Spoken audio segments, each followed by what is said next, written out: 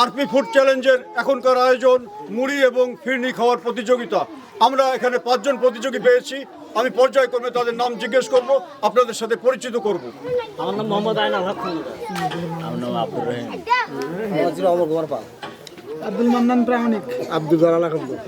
আমরা এখন আমাদের প্রতিযোগিতা শুরু করছি এবং আজকের এই প্রতিযোগিতায় আমাদেরকে সহযোগিতা করেছেন স্থানীয় ইউপি মেম্বার মোহাম্মদ সাবর আলী খন্দকার 3 নং ওয়ার্ডের ইউপি সদস্য। আপনি সবাইকে একটু অভিনন্দন জানান।